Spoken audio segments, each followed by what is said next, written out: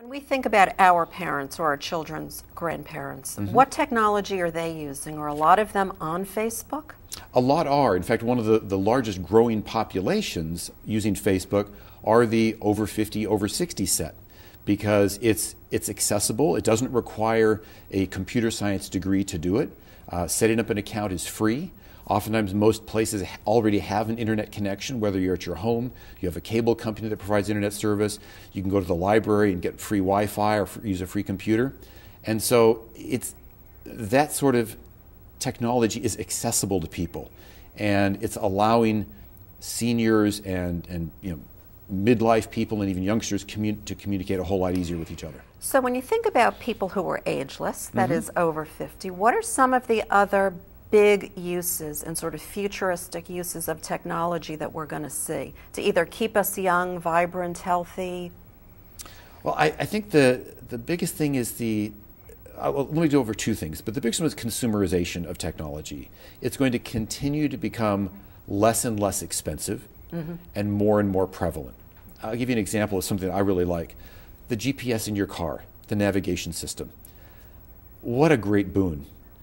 If you're driving somewhere and you don't know where you're going, you can just say, drive me to, or find a hotel, or take me to this address.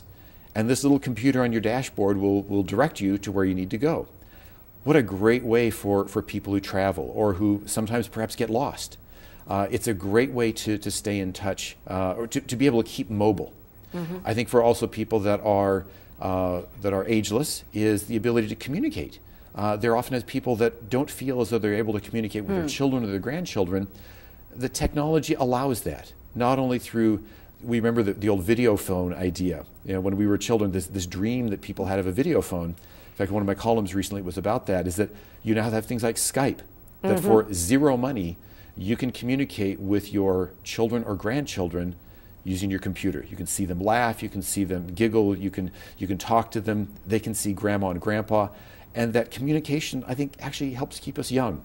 I know whenever I'm around my kids, I feel both old and young at the same time. But that ability to communicate with people makes sure that you are still connected to the world. And I also find myself, in my career, the challenging things that I have help keep my mind sharp. And that every time something is coming along that's new or different, my intellectual curiosity is piqued. And I enjoy getting out there and saying, well, how does that work? Or how's this going to work with something else?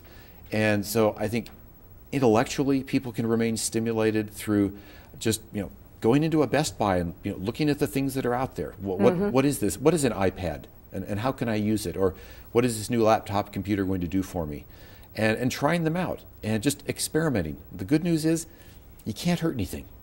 That's one of the reasons why children, I think, pick up the technology more than people like ourselves. They just sit down and they start playing with it. We're concerned about breaking something. Is it not going to work? Or what's it? And most of these things, you can't cause a problem. You can just, and especially with the consumerization, you just use it.